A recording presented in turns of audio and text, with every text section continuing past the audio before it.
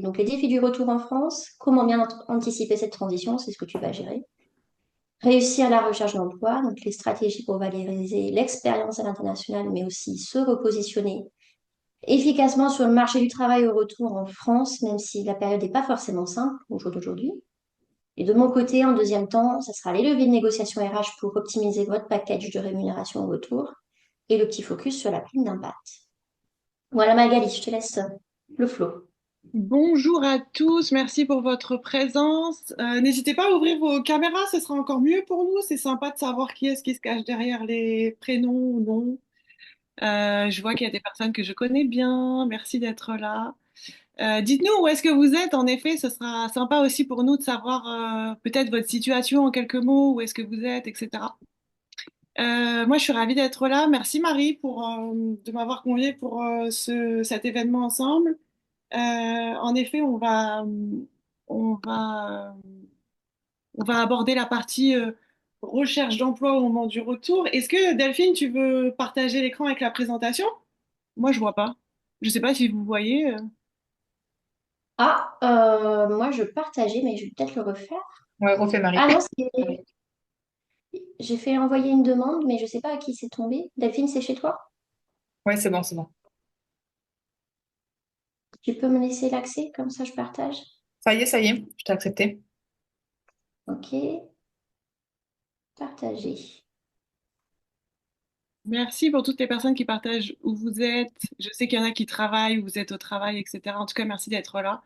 Donc, en quelques mots, je me présente avant de commencer. Donc, moi, c'est Magali Desmith. Je suis la fondatrice de l'entreprise Voyage Emploi Retour en France que j'ai créée en 2021 suite à mon troisième retour en France. En quelques mots, donc moi, en fait, j'accompagne principalement des Français qui vivent à l'étranger, qui rentrent en France et qui se questionnent sur leur poursuite de carrière en France. Je travaille aussi avec des étrangers qui viennent s'installer en France et je les aide, bah voilà, idem sur toute la partie préparation du retour et recherche d'emploi. Et pour vous donner une idée, voilà à peu près les points clés. 450 personnes accompagnées ces dernières années. Pas mal de situations rencontrées, pas mal de profils rencontrés, des situations toutes différentes les unes des autres, mais c'est très enrichissant. Et pour vous donner une idée, 70% des personnes que j'accompagne qui rentrent décrochent un emploi avant de rentrer. Et je vous expliquerai après pourquoi c'est autant important de rentrer avec un emploi, parce que ça débloque plein de choses et c'est important que vous ayez ça en tête.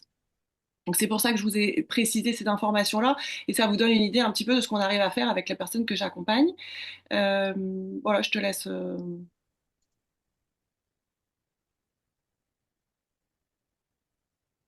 Alors, donc, en quelques mots, mon parcours, moi, je suis consultant de carrière depuis toujours. C'est le métier que je fais absolument depuis que j'ai commencé à travailler. Donc, j'accompagne les personnes dans leur démarche de reconversion professionnelle et de recherche d'emploi. Et en fait, ce qui s'est passé, c'est que au moment où j'ai créé l'entreprise, j'ai souhaité en fait apporter cette expertise à toutes les personnes qui rentrent parce que moi aussi j'ai vécu à l'étranger, aux États-Unis et en Australie. Je suis rentrée 3 fois, ça a été difficile pour moi personnellement. Et donc, c'est pour ça que ça avait du sens pour moi, en fait, à mon troisième retour, de me dire, bah, j'adore mon métier, mais j'ai envie de le faire auprès des personnes qui rentrent et qui, comme moi, en fait, font face aux mêmes situations, de se dire, OK, je vais rentrer, mais comment je m'y prends? Qu'est-ce que je mets en place? Comment je rebondis professionnellement sur le marché de l'emploi français? Et c'est comme ça que c'est né. Donc, en fait, pour vous donner une petite idée de ce que je fais, moi, j'accompagne au niveau préparation du retour en France, donc au niveau personnel, administratif, logistique, budgétaire, pour les enfants, par exemple aussi, pour la partie logement, qui est un gros sujet. Et puis pour toute la partie carrière, donc voilà, recherche d'emploi, repositionnement professionnel sur le marché de l'emploi français, retour en formation pour ceux qui ont besoin, création d'entreprise pour ceux qui ont besoin. Et donc, depuis que j'ai créé l'entreprise, j'ai mis en place pas mal de choses, pas mal d'informations pour vous aider, pour aider la communauté. Notamment, vous avez un livret gratuit sur le retour en France où c'est une trentaine de pages. Vous avez pas mal d'informations, des ressources qui peuvent vous aider. Donc, vous aurez tout sur le site internet de Voyage Emploi Retour en France, notamment dans la rubrique boîte à outils où vous aurez un livret gratuit, où vous aurez la newsletter, où vous aurez aussi les informations pour le podcast. Donc voilà, Delphine, elle est en train de vous partager dans le chat toutes les informations. Si vous voulez y avoir accès, allez-y, c'est gratuit. Et ensuite, depuis l'année dernière, on a un podcast, Revenir en France, le podcast, qui est absolument fabuleux. C'est des témoignages de personnes qui rentrent et qui partagent en toute transparence leur histoire, avec des très belles histoires, avec des difficultés qu'on rencontre parce que c'est comme ça la vie et parce que ça fait partie du jeu. Mais aussi, on vous explique comment on arrive à rebondir, qu'est-ce qu'on met en place pour réussir son retour au niveau personnel, au niveau professionnel, au niveau financier, au niveau du logement, etc.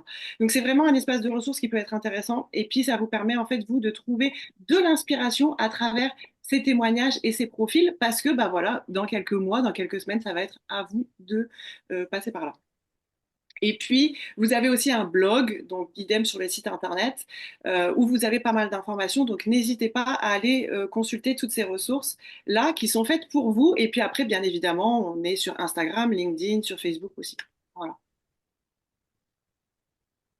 Alors, donc, est-ce que je poursuis, Marie, ou est-ce que tu voulais... Ah non, non, the floor is yours. Ok, merci.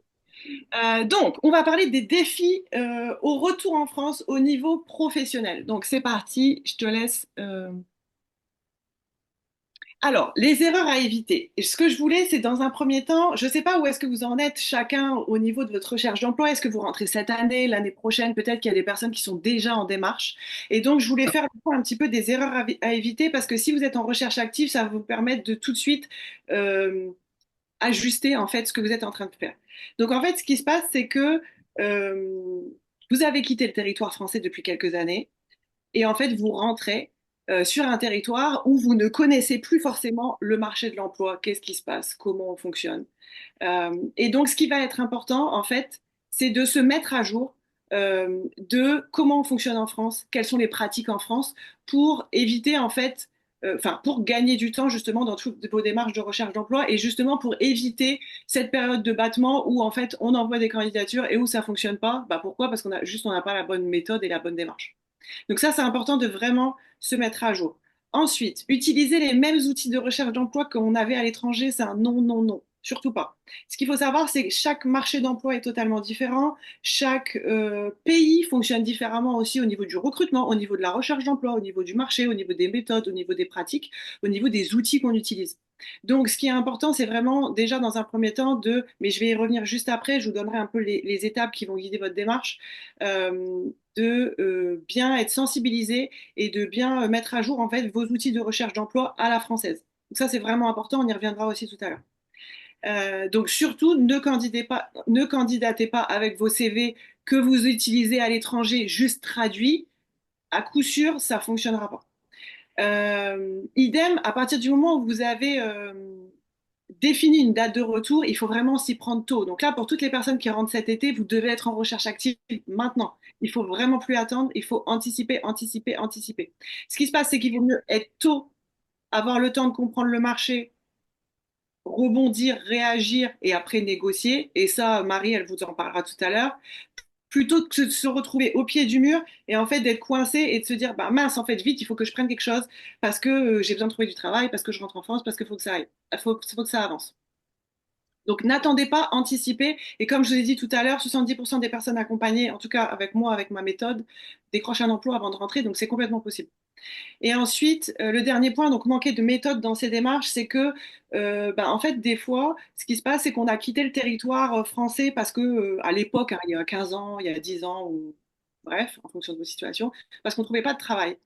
Ce qu'il faut se dire, c'est que, à aujourd'hui, quand vous rentrez, ou quand vous allez rentrer dans 6 mois, dans un an, peu importe, le marché a évolué, vous, vous êtes aussi une autre personne, et donc tout a évolué. Vous ne pouvez pas revenir en France avec cette croyance limitante que vous aviez avant de dire bah, ça n'a pas fonctionné à ce moment-là, donc ça ne fonctionnera pas de nouveau. Non, tout est différent, tout le marché a changé, vous êtes aussi une autre personne. Ça, et en fait, ce qui se passe aussi, c'est que des fois, en fait, donc par rapport au point que j'ai mentionné là, par exemple, bah, on va postuler en France avec son CV étranger et ça va pas fonctionner. Et donc, du coup, en fait, on se dit, bah, on se remet en question nous et on se dit, bah, mince, en fait, je suis nulle, ça fonctionne pas, je comprends pas. Donc, c'est pas et en fait, on se remet en question soi, alors que le problème, c'est pas soi, le problème, c'est la démarche qu'on a.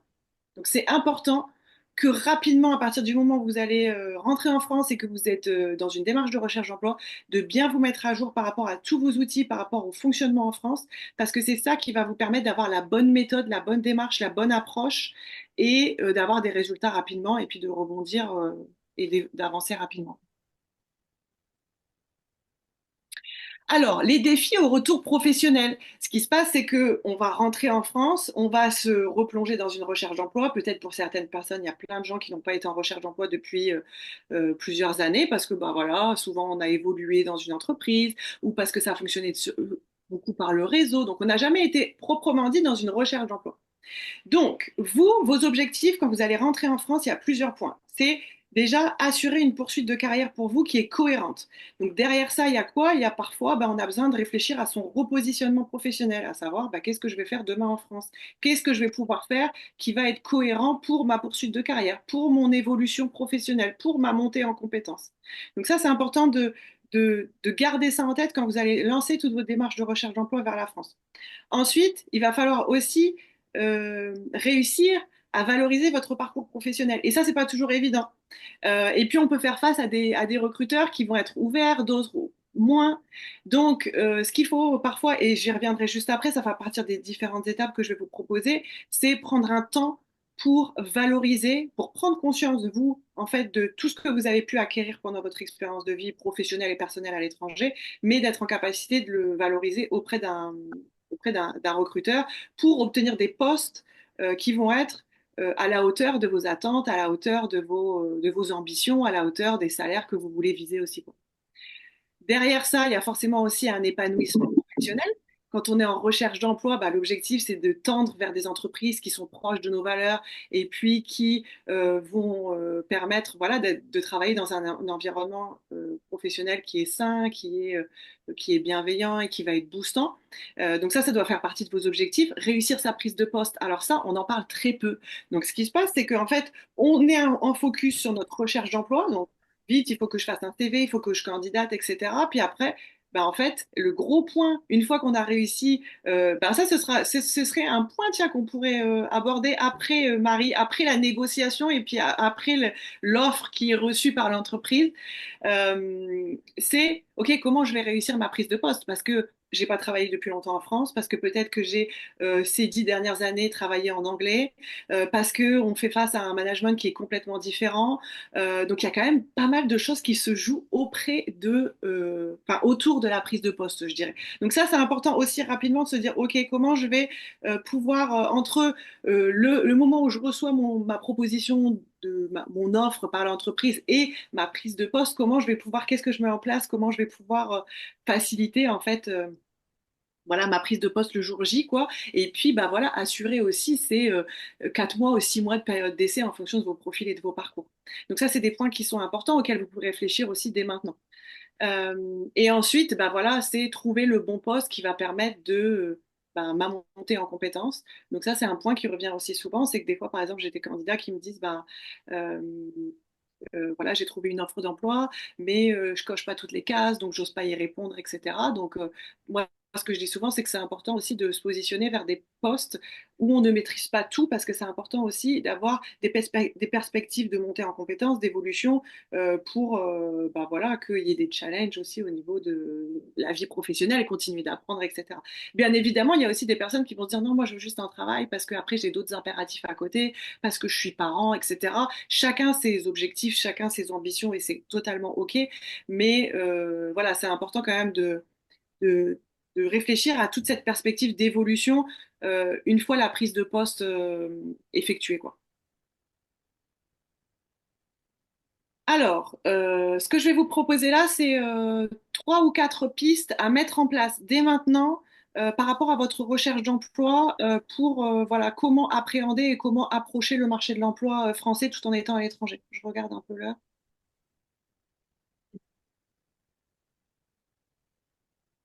Alors, mon action numéro 1 que je voudrais vous proposer de mettre en place à aujourd'hui, si vous êtes actuellement en recherche d'emploi ou si vous allez rapidement rentrer dans cette situation-là. Donc, prenez le temps avant de foncer tête baissée, d'en faire un CV, etc., prenez le temps de faire le point de votre carrière.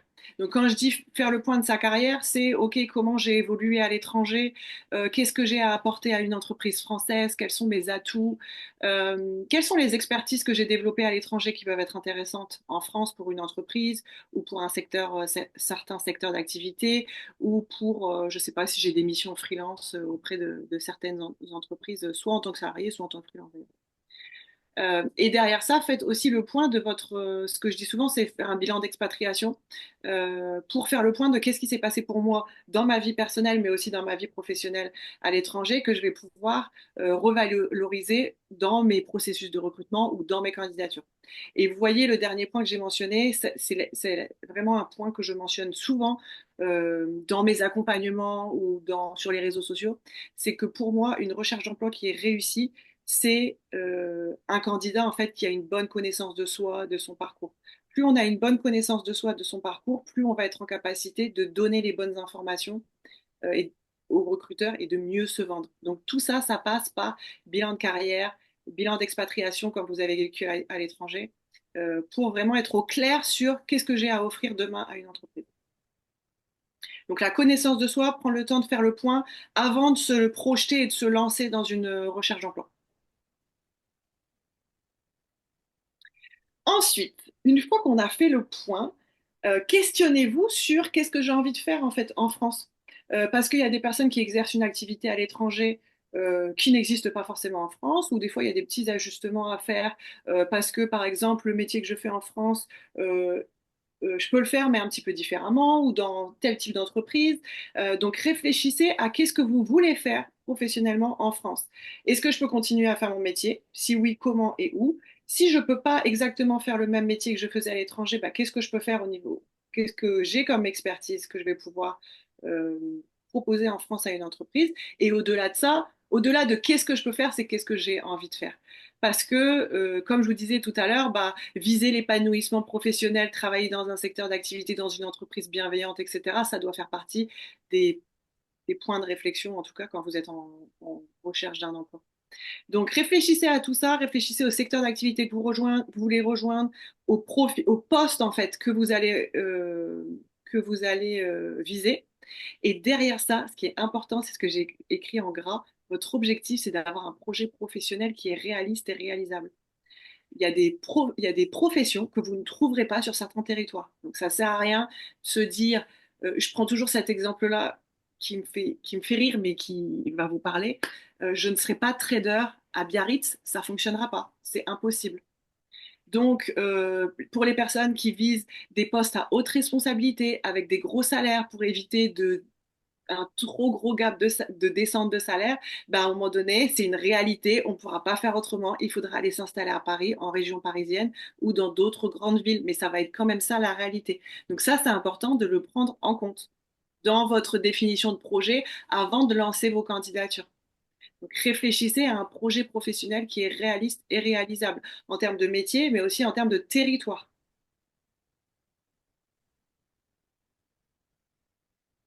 Une fois qu'on a fait tout ça, on va pouvoir se lancer dans la création de ces candidatures. Donc en France, on attend de vous d'avoir un CV. La lettre de motivation, pour moi, ça me paraît vraiment important. C'est un sujet qu'on aura toutes les deux avec Marie tout à l'heure, donc on pourra en discuter. Un portfolio pour certains, pour toutes les personnes qui sont dans des professions sont visuelles, artistiques, etc. On va en avoir besoin. Et puis un profil LinkedIn, bien évidemment. Pour certains, on peut être encore plus, je dirais, créatif. Voilà, certains secteurs d'activité, on va être très content d'avoir un CV vidéo, des choses comme ça. C'est un peu plus à la marge, mais ça peut arriver. On peut aussi décider d'approcher des entreprises sous cette forme-là. Euh, voilà. Vous vous doutez bien que là, on a 1 heure avec Marie, donc on ne peut pas rentrer dans le détail de comment on fait un CV, comment on fait une lettre, qu'est-ce qu'on met là-dedans, etc. C'est vraiment pas le but. L'idée, c'est vraiment de vous donner un peu un état des lieux, des étapes et de quoi faire. Comme ça, en fonction de votre situation, vous pouvez vous dire, OK, j'en suis là, il me reste ça à faire. OK, j'en suis là, je peux ajuster comme ça. Et donc, tout ça, tous ces éléments-là, ils vont être importants d'être au format français. Faites en sorte de candidater avec des outils qui sont réalistes avec ce qu'on attend de vous sur le marché de l'emploi français. Ça, c'est important. Mais ces 4 points-là, c'est des points qui me paraissent vraiment indispensables. Votre objectif quand vous candidatez, c'est d'obtenir des entretiens. OK? Seul objectif. Donc ça, c'est important. Et puis, je rentre pas dans le détail de la lettre de motivation parce qu'on en parlera juste après, donc on fera un focus là-dessus après. Et l'action numéro 4, et bah, du coup, c'est que c'est parti, on va pouvoir y aller. Et donc, de ça, on va pouvoir, une fois qu'on a fait le point, une fois qu'on a réfléchi à son positionnement, je dirais, sur le marché de l'emploi français et son projet professionnel, on a ses outils prêts. On va pouvoir donc lancer, enfin, définir sa stratégie de recherche d'emploi. Donc, qu'est-ce que je vais mettre en place en fonction de mon profil, en fonction du secteur d'activité que je vise et du territoire aussi où je vais m'installer, parce que je ne vais pas agir de la même façon. Donc, c'est important de réfléchir à votre stratégie que vous allez pouvoir déployer, en fait. Ce que je dis souvent, c'est privilégier la qualité à la quantité. Il vaut mieux faire moins, mais mieux, pour avoir un réel impact quand on fait des démarches vers les entreprises, vers des acteurs ou à travers les candidatures. Bien évidemment, il y a certains secteurs d'activité quand même qui sont très, très, très compliqués en ce moment.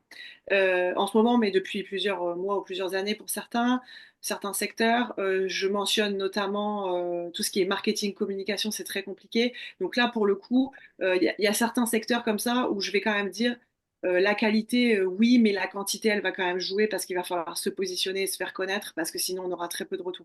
Donc, par exemple, voilà, malheureusement, tout ce qui est marketing, communication, il y a tellement de monde sur le marché qu'il va être important de se faire connaître et des candidatures, en tout cas des démarches d'emploi, il va falloir en faire. Vous pouvez trouver sur le blog, j'ai fait un article sur ce sujet-là, sur les secteurs d'activité qui fonctionnent très bien, d'autres un petit peu moins bien. Donc, vous pouvez essayer d'aller creuser toutes ces informations-là sur le blog. Vous avez pas mal d'informations là-bas. Et ensuite, la recherche d'emploi et tout ce que vous allez faire comme démarche, en fait, il faut accepter de faire des tests. Vous n'aurez pas forcément de retour positif tout de suite. Il y a des entreprises qui sont très longues à répondre, d'autres qui sont très réactives, d'autres qui sont très structurées, d'autres qui le sont beaucoup moins. Donc, vous allez faire face à des processus de recrutement qui sont très différents des uns des autres. Mais ce que je veux dire par là, c'est qu'il ne faut pas hésiter à faire des tests. Donc voilà, si vous voyez qu'il y a un CV qui fonctionne, enfin, qu'il n'y a pas de retour, bah, changez et faites d'autres tests. Donc postulez différemment, regardez peut-être une autre stratégie. Donc voilà, si vous voyez que voilà, ça fait un moment que vous êtes en démarche, que ça n'aboutit pas, que vous n'avez pas de retour ou pas de retour positif, ou à l'inverse, vous avez des entretiens, mais ces entretiens n'aboutissent pas, réfléchissez à comment je vais pouvoir, qu'est-ce qui bloque et comment je vais pouvoir améliorer, changer. Et puis, bien évidemment, s'il y a besoin, moi, donc, je fais ces accompagnements-là au quotidien. Donc, je vais pouvoir accompagner, en fait, sur chaque étape que j'ai mentionnée. Je peux vous accompagner sur tout ce qui est repositionnement professionnel, bilan de carrière, bilan d'expatriation, toute la partie recherche d'emploi, CV, lettre de motivation, préparation aux entretiens, simulation d'entretien. C'est des choses que je fais. Donc, vous pouvez être accompagné vraiment à l'étape que vous souhaitez euh, en fonction de votre situation, en fonction de vos besoins, et ça, on peut en discuter ensemble, quoi. Et donc, quand vous êtes dans un processus de recherche d'emploi, surtout dans une démarche de revenir en France, là, en fait, je vais insister sur le pourquoi votre emploi il est aussi important et pourquoi j'insiste autant sur le fait qu'il faut anticiper sa recherche d'emploi et au maximum revenir avec un emploi en poche, un emploi français avec des revenus français et pourquoi. Plusieurs points. Déjà, ce qui va se passer, c'est quand vous allez rentrer en France avec un emploi, vous allez pouvoir vous réaffilier à la sécurité sociale sans délai de carence. Ça, c'est un point qui est important. Deuxième point, vous allez pouvoir vous loger beaucoup plus facilement. Si vous rentrez sans emploi, ça va être très compliqué. C'est une réalité. Moi, je suis très transparente auprès des personnes que j'accompagne. Je suis très, très transparente dans la communauté. Tout ce que je partage, c'est vraiment très transparent parce que mon objectif, c'est que vous puissiez réussir. Donc, je suis pas du tout là pour embellir les choses, pour vous dire c'est bon, ça va aller. S'il y a des points de vigilance, je les mentionne. Donc, ça, c'est un point de vigilance. La recherche de logement, c'est très compliqué. Si on rentre sans emploi, c'est compliqué. Donc, idéalement, si on rentre à deux, on essaye tous les deux d'avoir un travail. Idéalement en CDI, idéalement avec des revenus français. Je sais qu'il y a aussi des personnes qui rentrent et qui continuent de travailler avec l'étranger. C'est une option, c'est possible, ça permet de faire la transition, mais ça solutionne pas trop la recherche de logement. Donc c'est important de se dire, OK, quand je rentre, CDI de préférence, tous les deux de préférence, CDD, un CDD longue durée, ça peut fonctionner, mais voilà. Donc pourquoi c'est important de rechercher enfin de trouver un travail avant de rentrer, c'est pour le logement, pour la sécurité sociale et tout simplement pour renouer du lien social rapidement. Parce que aller au travail, mine de rien, c'est ça qui va vous permettre de rencontrer des gens sur un territoire peut-être qu'on a quitté pendant des années ou sur un territoire qu'on ne connaît pas. Donc tout l'aspect social que va vous apporter l'emploi, c'est important. Et puis après, bah, vous allez aussi chacun avoir votre salaire. Donc on est content rapidement de renflouer les caisses après un retour en France qui nous coûte cher. Et puis voilà, vous aurez aussi votre petit salaire pour faire vos nouveaux projets, pour voilà, acheter ce que vous avez besoin, pour vous épanouir aussi. Donc tous ces aspects-là, ils me paraissent vraiment importants et c'est pour ça que je veux que vous ayez en tête l'importance d'avoir un emploi au moment du retour. Euh, voilà. Donc, moi, je suis là pour vous aider. Sachez que le premier rendez-vous est complètement offert de 30 minutes. Ça nous permet de faire connaissance, de prendre le temps de savoir où est-ce que vous en êtes, de vous expliquer un petit peu comment, moi, dans le détail, je vais pouvoir vous aider par rapport à votre situation, votre profil, où est-ce que vous en êtes, etc. Euh, Moi, je vais créer en fait un parcours d'accompagnement sur mesure qui va vous aider là par rapport à vos blocages, là où vous en êtes, ce qui a besoin de solutionner. Donc, on va vraiment tout créer ensemble de A à Z. Donc, c'est vraiment du sur-mesure, c'est personnalisé. Donc, le premier rendez-vous est complètement offert. Vous avez l'adresse mail ici, vous me sollicitez, vous prenez Il y a rendez-vous. un rencontre. Oui, tout à l'heure. Et ensuite, il y a quelque chose que je veux mentionner que j'ai pas mentionné. Pour toutes les personnes qui sont, bah, vous êtes en ce moment, si vous êtes là, sans doute en train de préparer votre retour, que ce soit pour cette année ou pour l'année prochaine. Sachez que vous pouvez rejoindre le kit du retour en France que j'ai créé, qui va vous aider sur donc tout l'aspect emploi. C'est plutôt des choses que je fais en individuel parce que c'est personnalisé en fonction des situations de chacun. Mais vous avez sans doute aussi aujourd'hui des questions sur, OK, comment je vais me loger, comment je vais faire mon déménagement, qu'est-ce que je fais pour mes démarches administratives, comment je gère mes émotions au moment du retour dans le avant et dans le après, et les démarches administratives dans le avant, dans le après aussi. Donc, tous ces sujets-là, ils sont abordés dans le kit du retour en France. Le kit du retour en France, c'est une solution que j'ai créée pour vous aider à préparer vos retours, peu importe dans le pays où vous êtes. Vous avez accès à toutes les ressources sur la plateforme et tous les mois, on se retrouve en petits groupes pour discuter, pour échanger, pour s'entraider. Voilà. Donc n'hésite pas, Delphine, à partager le lien du kit du retour en France dans le chat. Et puis vous pouvez nous rejoindre si vous le souhaitez. Moi, je serais ravie de vous retrouver dans la communauté pour pouvoir vous aider par rapport à tous vos projets, toutes vos questions.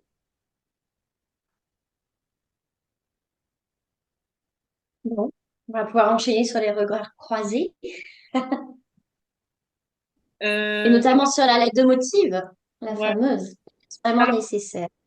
alors, dis-moi ce que toi t'en penses et après moi je partagerai un peu mon. Qu'est-ce que Marie côté recruteur dit et Magali qu'est-ce que je dis côté candidat? Euh, Moi, je pense que dans beaucoup de domaines et beaucoup d'industries et beaucoup de sociétés un peu traditionnelles, la lettre de motivation est encore absolument nécessaire. Et même le fait de ne pas la fournir peut être mal perçu par les recruteurs. Après, il y a une nouvelle génération de sociétés un peu start-up et de recruteurs qui, eux, ne se focalisent pas sur la lettre de motivation. Ils sont plus sur une identification par rapport au profil et au CV et ensuite font le filtre, entre guillemets, de la motivation au réel par les interviews. Par contre, moi, d'expérience, que je peux dire sur la lettre de motivation et sur ce que je vois récemment, et c'est peut-être quelque part un peu lié à l'AI, mais les lettres de motivation sont en général très, très génériques. Euh, une tendance assez naturelle de parler de soi, mais sans faire le lien avec l'entreprise et ce qu'on peut vraiment apporter à l'entreprise et aussi pourquoi on a choisi l'entreprise. Donc, des fois, en tant que recruteur, quand on lit les lettres de motivation, on se dit, ce profil est génial, mais pourquoi il veut venir chez nous? Et quand cette question n'est pas répondue, avec une vraie démarche de personnalisation, c'est assez complexe pour le recruteur d'arriver à définir s'il va prendre le candidat ou pas dans les flots d'entretien, parce que les entretiens, c'est quand même une sacrée organisation, même si désormais, avec les entretiens Zoom, c'est quand même de plus en plus simple. Et puis, c'est vrai que Pour les personnes dans les situations d'un retour en France, il y a très peu d'entretien physique. En général, tout se fait à distance. Mais c'est malgré tout du temps et de l'investissement des équipes recrutement. Et c'est vrai qu'il y aura une tendance un peu naturelle à mettre de côté les profils sans lettre de motivation ou les profils avec une lettre de motivation pas assez bien calibrée. Et aussi, ce que je vois dernièrement aussi, les lettres de motivation format ChatGPT. Voilà, on le voit, ChatGPT n'est pas encore assez bien calé pour que ça soit invisible. Donc, il y a aussi un problème. Même si on se fait aider un petit peu de ChatGPT, si au moment de l'entretien, le discours n'est pas aligné avec ce qu'on a vu dans la lettre de motivation, c'est problématique. Donc voilà mon retour à chaud. Mais Magali, je serais ravie d'entendre le tien. Ouais, merci. Bah, en fait, c'est ça le débat, c'est que je pense qu'on a arrêté de lire les lettres de motivation parce que les lettres de motivation, elles sont tellement pas pertinentes que ça prend du temps pour le recruteur pour pas grand-chose. C'est pour ça que moi, je fais des accompagnements sur la lettre de motivation, même s'il y a plein de gens qui disent non, c'est bon, ça sert à rien. Ben, en fait, si, parce qu'une bonne lettre de motivation, ça peut faire la différence par rapport à d'autres candidats. Et en fait, moi, ce que je dis souvent, c'est que on parle souvent de l'expérience candidat et en fait de qu'est-ce que l'entreprise elle va proposer comme expérience au candidat. Et ben moi je pense qu'il faut que le candidat lui il réfléchisse à ce que je dis souvent c'est qu'est-ce que le candidat il offre comme expérience à l'entreprise, au chargé de recrutement. Et en fait moi ce que je dis souvent c'est que ça sert à rien de réfléchir à est-ce que le recruteur, il va regarder ma lettre de motivation ou pas, et en fonction de ça, oui, j'en fais une ou j'en fais pas. Il faut vraiment regarder moi de mon côté en tant que candidat et me dire, OK, quelle est la première impression que j'ai envie d'offrir de moi? Qu'est-ce que, en fait, cette candidature avec CV et lettre de motivation, elle renvoie comme image de moi? Parce que, en fait, la candidature que vous offrez, c'est la qualité de travail que vous allez offrir demain quand vous serez en entreprise. Donc réfléchissez plutôt que de regarder qu'est-ce qu'il va faire le recruteur, est-ce qu'il va lire ou pas, c'est qu'est-ce que moi j'ai envie d'offrir comme première impression, comme démarche, comme sérieux à quelqu'un qui va arriver sur ma candidature et regarder ce que j'ai à proposer. Là, ça se rapproche assez du ciblage, parce qu'en général, en fait, si les gens ne ciblent pas et veulent trop arroser, en général, l'effort va être assez minime sur la lettre de motivation. Et au final, on a beaucoup de candidatures avec peu de retours, parce que justement, c'est pas assez bien ciblé, alors que des fois, je suis d'accord avec toi, il vaut mieux cibler un peu plus spécifiquement et se restreindre en termes de choix. Mais au final, faire un peu plus l'effort sur une personnalisation, pas seulement de la lettre de motivation, mais aussi un peu du CV parce que ben, le CV, quand même, il faut qu'il soit un minimum personnalisé. On peut pas forcément, on postule pas chez Danone ou chez Dassault avec un même format de CV. C'est la réalité. Donc, il faut toujours ajuster un minimum. Il faut aussi faire le taf d'aller regarder la société en question, l'actualité, qu'est-ce qui se passe, quelles sont les problématiques, pour montrer que vous y êtes intéressé un minimum et que vous n'êtes pas juste là pour trouver un job au retour. Et parce que de toute façon, si ce travail-là n'est pas effectué en amont, mais au moment de la lettre de motivation, ça ressortira forcément au moment des interviews, quand il y aura des questions et que, en fait, le recruteur va pouvoir se rendre compte à un moment donné, peut-être que vous n'êtes pas tant intéressé que ça à la société. Je pense que les recruteurs, ils ont bien compris que désormais, la loyauté absolue, comme nos parents ont pu connaître, de faire des carrières de 20 ans, 25 ans dans la même société, ce n'est pas du tout garanti. Et je pense que pour autant, ils ont encore plus le soin de prendre des gens qui sont vraiment intéressés par la société, par l'activité et qui veulent s'engager. Et donc, ils vont faire d'autant plus attention à ces éléments-là. Et il faut quelque part donner une cohérence à tout. Le CV, la lettre de motivation, les autres formats, tu as raison, vidéo, ça peut être très sympa, surtout si vous êtes à distance. Parce que vu qu'il n'y a pas de présentiel physique, les recruteurs, malgré tout, aiment bien avoir un petit teaser, entre guillemets. Les portfolios aussi, c'est extrêmement intéressant. Et c'est intéressant quel que soit un peu le type de métier. Je sais pas, vous êtes boulanger. Je pense que faire un portfolio de ce que vous avez pu faire dans un autre pays par rapport aux recettes de cet autre pays, ça peut être extrêmement intéressant et au contraire, intéresser un futur employeur. Donc, il faut être assez créatif et je pense que justement, en étant expat et en disant qu'on rentre d'ailleurs, on a une vraie carte à jouer sur le fait qu'on peut être très créatif et sortir un peu des normes parce que justement, on a cette excuse-là. Donc, je vous invite à le faire. Peut-être je complète par rapport à ce que tu viens de dire. En fait, moi, dans les accompagnements, ce que je propose, c'est que je fais toujours un cas pratique. Parce que, en fait, moi, mon objectif, c'est que les personnes que j'accompagne, elles soient autonomes. Moi, je vais pas être à côté des personnes que j'accompagne à chaque fois qu'on fait une candidature, à chaque fois qu'on fait une démarche de réseau, etc. Et donc, en fait, c'est quelque chose on fait une séance là-dessus où, en fait, on fait tout ensemble. Parce qu'on sait qu'on doit personnaliser, on sait qu'on doit optimiser ses candidatures, mais bah, en fait, ça prend du temps, on sait pas le faire. Et, et en fait, on le fait mal. Donc, nous, on le fait ensemble. On fait un cas pratique de candidature et comme ça, moi, je vous partage toute la méthode, etc. Et après, vous êtes en capacité de le refaire en autonomie. Et comme ça, vous avez la bonne méthode. Et déjà, je pense qu'il y a 50% du chemin du succès qui est fait si cette approche est prise dès le départ, à mon avis. Est-ce qu'on C'est pour parle... ça que tu as des aussi bons résultats, Magali. Est-ce qu'on Bref, bon, parle la lettre de motivation n'est pas complètement morte et peut-être que justement, ça peut être un différenciateur aussi Ouais. du fait que personne l'abandonne. Et aussi les capacités à pouvoir rédiger, écrire, communiquer, c'est important parce que je pense que des fois, alors je parle en tant que RH, hein, je vais pas complètement défendre la communauté RH. Il y a certains recruteurs qui sont très tradis, qui ne reconnaissent pas la valeur ajoutée que vous pouvez apporter depuis l'étranger et qui vont peut-être plutôt la voir un peu comme un élément, ils vont chercher à vous challenger. Donc, il faut d'autant plus être très droit dans vos bottes sur la manière dont vous vous exprimez, la manière dont vous rédigez et montrer que vous avez pas, vous êtes parti, mais que vous n'avez pas été déconnecté. Et après, peut-être pour compléter, euh, en fait, il y a plein de postes de nos jours, dans tous les postes, partout où on travaille, on doit rendre des comptes, on doit rédiger un bilan, etc. Donc la lettre de motivation, elle sert aussi à capter votre facilité à rédiger, tout simplement, à rendre des comptes, à être concis. Euh, donc c'est toutes ces À choses-là. être, à être mémorable aussi. Il faut être en mesure que vous puissiez prendre votre place, qu'on se rappelle de vous pour avoir de l'impact. Et donc avoir une petite touche d'humour ou d'impact, ou le petit truc qui fait que on voit que vous avez passé un certain temps à étudier peut-être l'histoire de la société, ses problématiques actuelles, ses problématiques produits, et que vous essayez d'apporter de la valeur. Ça fera un énorme différenciant. Bon, je pense qu'on peut clôturer sur la lettre de motive. Alors, vu que maintenant on aborde mon sujet, c'est toi qui vas commencer en premier. Gap de salaire au retour en France, s'aligner ou refuser.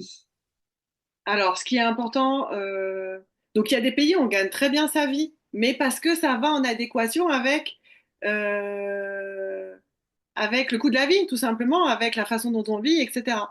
Ce qu'il faut avoir en tête, moi, je pense, c'est que en fonction de d'où on revient, forcément, on peut perdre en salaire. Mais ça dépend d'où vous étiez. Ça dépend de ça.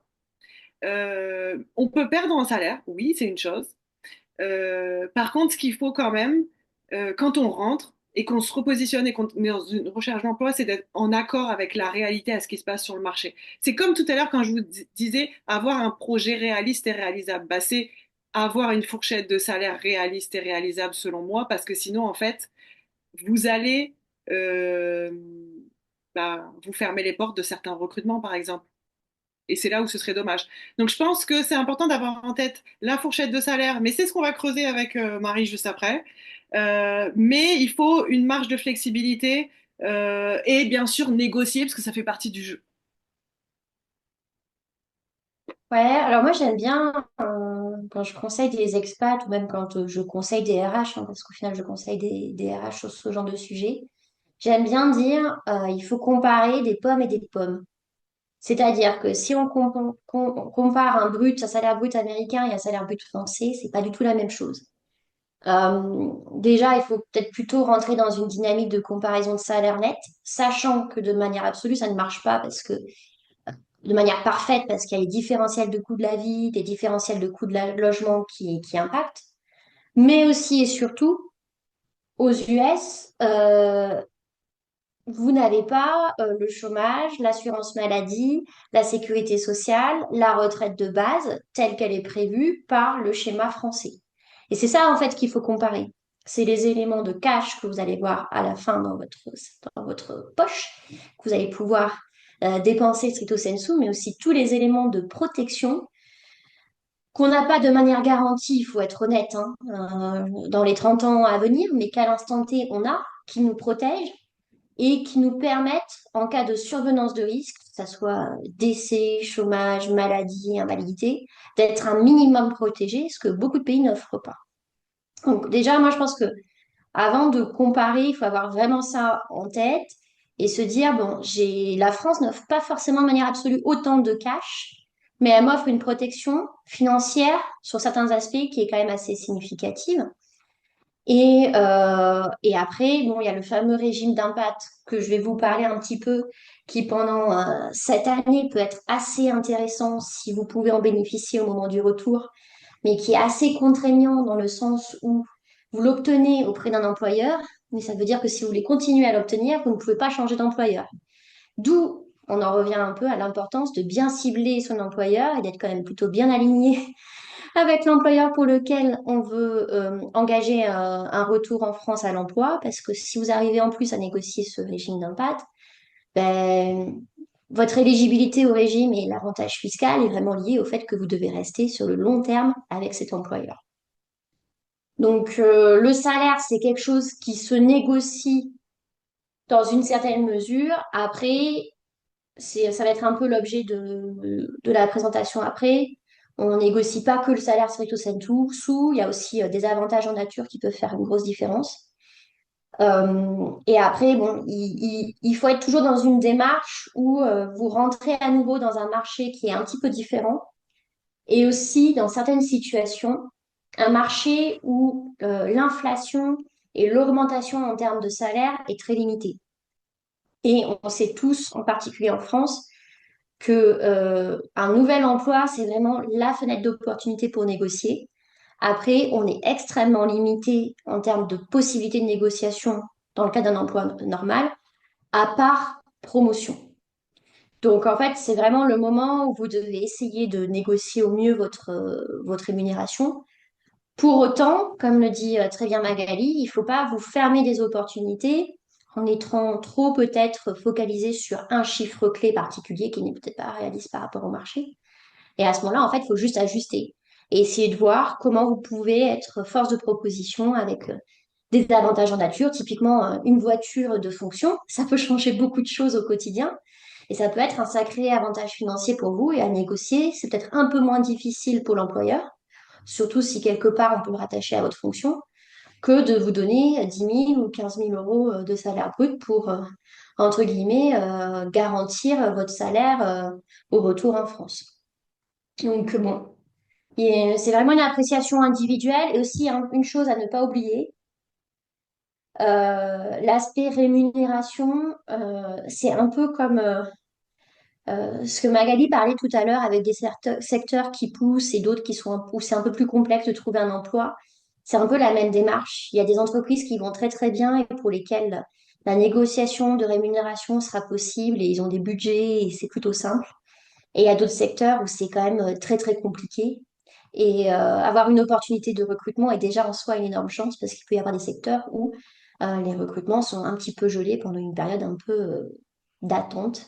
Et moi, je l'ai remarqué en particulier là, c'est depuis le mois de juin, avec le problème entre guillemets législatif et l'instabilité législative en France, qui stresse les employeurs parce qu'ils n'ont aucune visibilité sur les aspects légaux et de coûts employeurs que ces changements, on va dire, de pouvoir politique peuvent engendrer. Et par défaut, n'ayant pas de visibilité, ils auront tendance à limiter les recrutements aux fonctions assez clés ou pour lesquelles il y a des besoins réels et constants et ils seront peut-être un peu moins proactifs. Donc un peu plus de frilosité et ça se ressent aussi sur la négociation de la rémunération. Donc c'est des événements, enfin des éléments d'environnement qu'il ne faut pas oublier. L'environnement économique, social, politique joue énormément sur ce genre de considération et donc il faut toujours que vous vous renseigniez par rapport, parce que je pense qu'il y en a certains d'entre vous qui n'ont pas forcément encore l'objectif absolu de rentrer, peut-être qu'un peu plus tard. Peut-être qu'un peu plus tard, la situation aura un petit peu évolué sur ce sujet-là et c'est pour ça que c'est important de garder toujours le lien avec qu'est-ce qui se passe en France. Parce que si vous avez la possibilité de choisir le timing sur lequel vous allez rentrer, ça peut être assez intéressant de timer votre retour en fonction de la situation à ce moment-là. Si tu as quelque chose à rajouter, Magali, sur ce sujet? Bah non, je pense qu'on a fait le tour. C'est bon Bon. pour moi. En tout cas, merci. J'espère que toutes les informations, les différentes étapes, elles ont été utiles. et que vous allez pouvoir, pour ceux qui sont en recherche actuelle, là, qui rentrent cet été, mettre en place des ajustements s'il y a besoin. Ok. Donc là, je vais enchaîner avec ma présentation. Je pense que je vais pas tenir 12 minutes, donc tu vas peut-être devoir me quitter en cours de route, Magali. Mais merci en tout cas, c'était un plaisir de faire ce duo avec toi. Et donc, je vais enchaîner sur ma partie. Donc, les leviers de négociation RH pour optimiser son package de retour.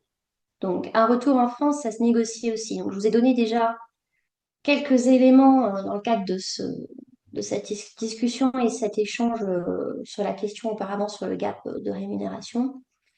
De manière absolue, je vous dis en tant que RH, les RH vous feront toujours croire que vous ne pouvez pas négocier alors qu'en fait vous pouvez. Leur objectif, dans l'idéal, c'est de ne pas avoir de négociation. Donc, la question, c'est de savoir qu'est-ce que je peux négocier, dans quelle mesure et qu'est-ce qui fait cohérence avec le marché. Ce qu'il faut que vous sachiez, c'est que les rémunérations, c'est quelque chose d'assez complexe dans le sens où, en général, c'est géré par des RH spécialisés dans les rémunérations et avantages sociaux. Et en fonction de chaque poste, en fonction de l'expérience, de l'ancienneté, il y a des grilles de salaire, des tranches qu'on appelle des tranches de salaire avec un minimum, un taux moyen et un maximum. La question va être pour vous de savoir comment vous positionnez par rapport à la tranche de salaire considérée. Et cela, ça varie aussi en fonction des industries. Donc, c'est pour ça que c'est important d'avoir un conseil ajusté sur votre situation individuelle par rapport à votre poste, mais aussi par rapport à l'industrie que vous ciblez pour arriver à définir la tranche de salaire et savoir comment vous pouvez vous positionner et savoir quel est votre niveau de négociation. Donc au final, c'est vrai que ça ne fait pas forcément lien, mais je vais parler rapidement de moi. Donc je suis Marie Truchassou, je fais des RH internationales depuis 15 ans, je gère des expats depuis 15 ans. Et j'ai été moi-même en expat pendant 5 ans chez Atos et je gérais la zone Asie pour tous les expatriés. Je suis rentrée en 2020 pendant la période de confinement. J'ai vécu le confinement à Mumbai et puis j'ai réussi à m'extraire du confinement indien au mois de juillet. Et depuis 2021, j'ai décidé d'exercer en freelance avec un double objectif, conseiller les organisations. J'ai différents clients pour lesquels je conseille sur les sujets d'expatriation et avoir la chance de pouvoir conseiller les expats eux-mêmes parce que j'ai toujours trouvé que les expats étaient très très seuls dans l'appréciation de leur situation RH. Et puis, les organisations ont des RH des fois assez bien capés, avec une bonne compréhension de ce qui est fait, sans pour autant que les expatriés soient vraiment en mesure d'apprécier ce qui se passe et de pouvoir négocier. Donc, mon objectif en créant cette société, c'était de pouvoir être de votre côté, vous aider à apprécier votre situation et voir qu'est-ce qui peut être fait et surtout qu'est-ce que vous pouvez obtenir de manière raisonnable. Je publie chaque jour sur LinkedIn et sur Instagram, une fois par mois, j'anime la boussole à questions. C'est une sorte de boîte à questions où je réponds aux questions de RH international et gestion des expatriés. Donc, si vous avez des questions sur votre contrat, sur votre rémunération, sur votre retour, sur tout. Je fais aussi un peu de fiscalité, de conseil en fiscalité, en immigration. Je maîtrise vraiment tous les sujets puisque c'est mon job. Ben, au final, vous mettez votre question, je les tire au sort et vous aurez une réponse en facecam. Donc, pour revenir à la négo de rémunération pure et dure, donc bien sûr, d'abord négocier votre salaire de base. Et comme je vous le disais tout à l'heure, c'est vraiment le moment clé pour négocier votre salaire. Après, vous n'aurez plus vraiment autant de leviers. Et la culture française est vraiment de limiter les augmentations aux situations principalement de promotion. Et dans les cycles classiques, vous aurez principalement la compensation de l'inflation si vous avez de la chance, sachant que certaines sociétés, des fois, compensent moins que l'inflation. Donc, l'effet pour vous à terme est au final de toujours travailler plus pour au final gagner moins. Donc, c'est pour ça que c'est très important d'être très bien positionné à votre tour pour pouvoir en fait gérer cet effet de difficulté de négociation. Les promotions, c'est toujours incertain. Là aussi, c'est extrêmement lié l'environnement économique, social, la situation de l'organisation, ce n'est jamais garanti. C'est toujours important quand vous négociez votre offre d'avoir une perspective sur vos possibilités d'évolution d'interne et donc de promotion, mais gardez en tête ça ne sera jamais garanti de manière absolue. Si on vous dit dans 2 ans, vous serez ci, vous serez ça, ok, potentiellement, si tout va bien. Mais ne générez pas une énorme attente vis-à-vis de ça, parce que il y aura toujours des situations exceptionnelles qui peuvent justifier de ne pas vous donner la promotion, ou du moins de la décaler dans le temps. Donc, il faut pouvoir gérer ce timing. Et donc, ce que vous négociez maintenant, c'est vraiment le socle de votre rémunération pour toute votre carrière autour. Et là, c'est vrai que c'est la vraie difficulté pour vous qui avez été déconnecté pendant une certaine période du marché français, c'est définir, OK, qu'est-ce que je vaux sur le marché français et surtout comment je peux valoriser mon expérience à l'étranger. Parce que, bon, soyons honnêtes, ça serait bien d'arriver à pouvoir valoriser cette expérience. Et pour moi, elle vaut mieux qu'un simple retour au barème standard. Mais pour vous, il faut que vous arriviez à le prouver et à le mettre en valeur. Si vous ne le faites pas, si vous partez juste du postulat, je rentre d'un poste aux US, je reviens en France, ma valeur sera reconnue, ça ne sera pas le cas. Surtout que les recruteurs ne sont pas forcément toujours extrêmement ouverts. Il va falloir vraiment créer une sorte de business case sur qu'est-ce que vous apportez en plus suite à cette expérience. Et donc là, il faut réfléchir à la différence entre le salaire du poste et la valeur que vous apportez. Et c'est là où en fait on est un peu en écho avec Magali, parce que je pense que ça ramène à toute la réflexion un peu initiale de votre projet, de qu'est-ce que votre expatriation vous a apporté, et de qu'est-ce que vous souhaitez ramener et comment vous souhaitez vous positionner. Il faut que tout ça, ça soit très clair dans votre tête pour que vous puissiez être en mesure de pouvoir définir la valeur que vous apportez et négocier. Donc, si on reprend de manière un peu simple, vous avez un poste, je ne sais pas, de marketing account manager qui est peut-être à 60K sur le marché français. Le salaire du poste, c'est 60K. Ça sera très difficile d'aller au-delà. Par contre, si vous avez participé à des projets US marketing très spécifiques et que vous ciblez une société française qui a une exposition aux US et pour lesquelles le fait que vous parliez anglais, le fait que vous avez participé à ce type de projet peut apporter de la valeur, il va falloir le négocier et le négocier pour augmenter votre rémunération. Parce que concrètement, vous apportez de la valeur, vous évitez éventuellement de recruter une autre source ou de devoir prendre un prestataire sur cette spécificité. Vous avez vraiment quelque chose à apporter qui peut être quantifié et quantifiable. Et donc cet élément-là, idéalement, il faut que vous arriviez à le discuter et à l'intégrer de manière définitive et pérenne dans votre rémunération, sachant que si elle est quantifiée, c'est un élément objectif qui justifie une différence par rapport aux tranches de salaire, mais aussi à toutes les problématiques de différence de traitement et de rémunération entre salariés. C'est vrai qu'il ne faut jamais oublier qu'il y a ça aussi derrière pour les RH. S'ils doivent faire une différence de rémunération, il faut qu'ils puissent le justifier. S'il y a un contrôle, il faut qu'il y ait un élément objectif qui permette de montrer qu'il n'y a pas de différence de traitement, voire même de discrimination dans certaines situations, et non plus dans ce genre de situation. La sanction est légale et financière est quand même assez difficile à supporter. Donc au final, réfléchissez à ces éléments-là et intégrez-les dans votre approche de négociation.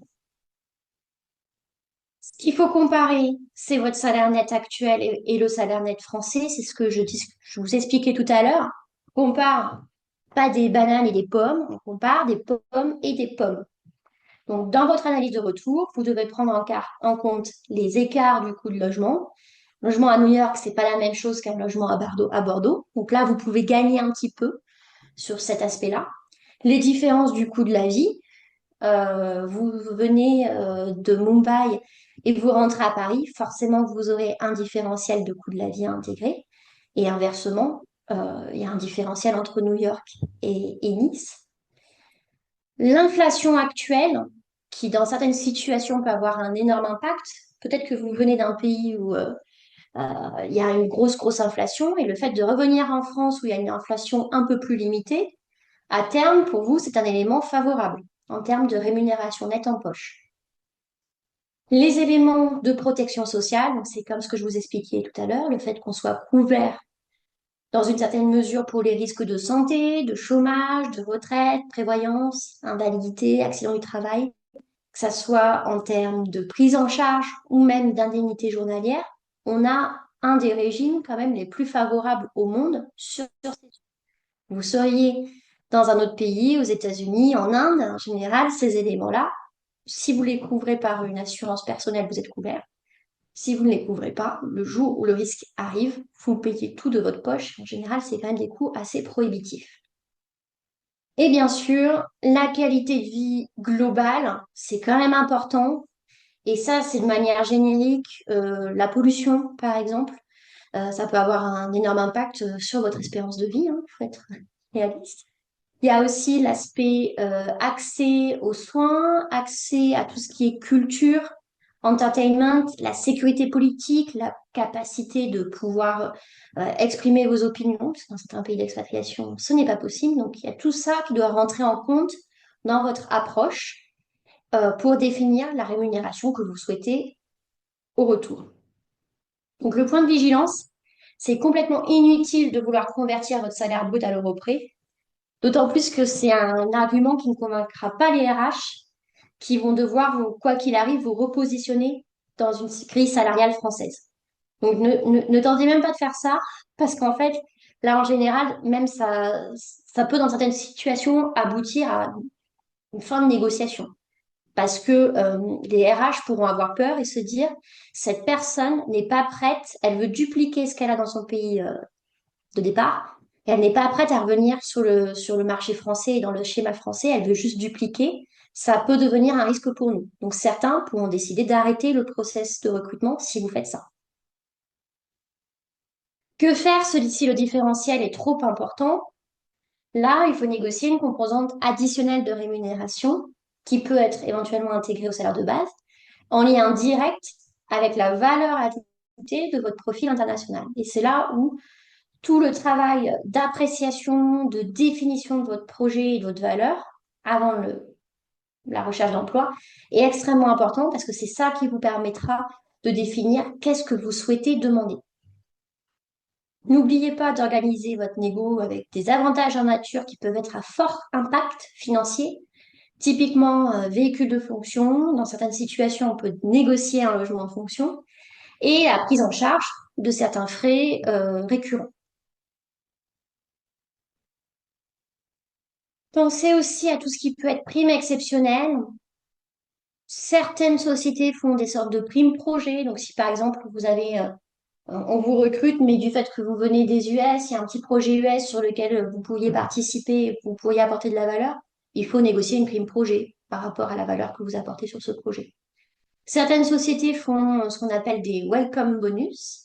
C'est en particulier dans tout ce qui est un peu start-up et aussi les sociétés qui, par rapport à votre fonction et compétences, ont eu du mal à trouver une ressource qualifiée sur le marché. Et pour faciliter la rétention, ils font ce genre de paiement welcome bonus qui sont en général étalés dans le temps pour assurer en fait votre rétention et s'assurer que vous restez sur le long terme au sein de la société. Il peut y avoir aussi d'autres leviers ponctuels, mais là, je l'ai gardé très générique parce qu'en fait, ça dépend de votre profil, de votre compétence, de votre industrie, et c'est vraiment une appréciation au cas par cas.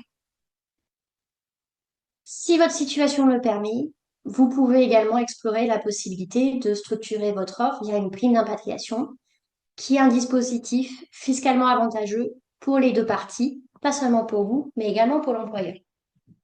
Par contre, c'est un dispositif que vous devez négocier dans le sens où l'employeur n'a pas d'obligation de vous faire une prime d'impact stricto sensu, même si vous remplissez des conditions d'éligibilité. Donc c'est là où il faut être assez subtil et facilitateur pour inciter à faire la prime d'impatriation, surtout qu'elle demande un petit peu d'effort de la part de l'employeur pour émettre des papiers, gérer la paye, et c'est toujours assez compliqué pour eux de le mettre en place. Donc au final, il faut avoir, on va dire, la capacité de convaincre que ça peut être un énorme atout. Et des fois, en fait, il vaut mieux lâcher prise sur certains avantages et négocier la prime d'impact plutôt que de vouloir tout avoir, stricto sensu. Donc un aspect assez stratégique pour définir qu'est-ce qui est le plus intéressant pour vous. Et ça aussi, il faut faire les calculs parce que des fois, la prime d'impact n'est pas forcément si intéressante que ça selon votre situation familiale et selon votre niveau de rémunération. Donc, il faut savoir choisir ses batailles et l'utiliser si c'est opportun. Donc, n'oubliez pas de négocier les frais de changement de domicile parce qu'un retour d'expatriation, c'est aussi un vrai déménagement et les déménagements, ça coûte assez cher. Donc, négocier une prime de réinstallation pour couvrir le logement temporaire, les déménagements et les frais annexes, d'autant que il y a des avantages sociaux sur ce type de prime, dans le sens où si l'employeur vous octroie une telle prime ou un tel avantage, il ne paye pas de cotisation employeur sur cet avantage parce que c'est lié à un déplacement de domicile à motif professionnel. Donc certaines organisations, elles préfèrent faire une prime en cash et vous vous débrouillez entre guillemets pour gérer la logistique et utiliser le montant au mieux en fonction de votre situation. D'autres remboursent au réel. C'est à vous de poser le sujet clairement. Donc maintenant, après avoir vu assez rapidement les différents avantages, on va faire un petit focus sur la prime d'impact. Rêve ou réalité, ça me tenait à cœur de clarifier ce sujet parce que je trouve que dans beaucoup d'endroits, des forums, des groupes Facebook, on parle de la prime d'impact. Il y a quand même aussi beaucoup de gens qui peuvent dire, ben, moi j'ai fait la prime d'impact, je fais ci, je fais ça. La prime d'impact, c'est complexe. La prime d'impact, ça dépend de votre situation personnelle et la prime d'impact, ça dépend aussi de votre employeur. Donc, ne laissez pas quelqu'un sur un forum vous dire fais ci, fais ça. Il ne connaît rien de votre situation. Et ce qu'il faut aussi faire attention, c'est que si à un moment donné vous activez le schéma de prime d'impact et que vous n'êtes pas forcément éligible ou il y a un petit caillou dans la chaussure, c'est un risque pour vous à titre personnel et c'est un risque significatif dans le sens où si vous êtes flagué par l'administration française, vous serez flagué dans les fichiers et régulièrement vous aurez des contrôles fiscaux sur votre situation d'imposition. Donc c'est pas forcément l'objectif.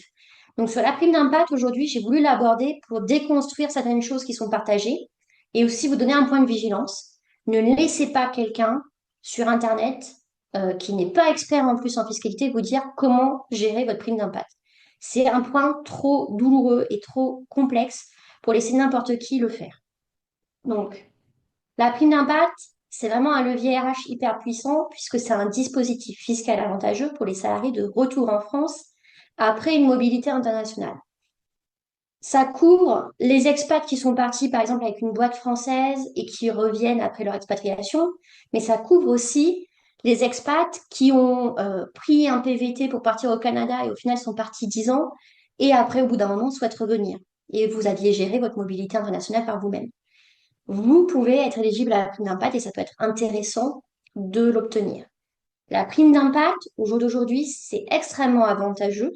Pour moi, c'est un des dispositifs fiscaux les plus avantageux. Ce n'est pas garanti dans le temps. Et c'est vraiment quelque chose où je pense qu'à terme, le schéma va peut-être être supprimé par le gouvernement, surtout dans la dynamique d'austérité qu'on a de manière générale sur l'imposition et le fait que tout le monde doit participer, entre guillemets, à l'effort de guerre.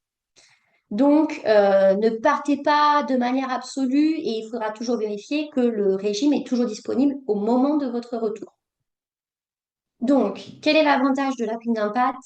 Elle permet une exonération d'impôt sur une partie de votre rémunération sous certaines conditions.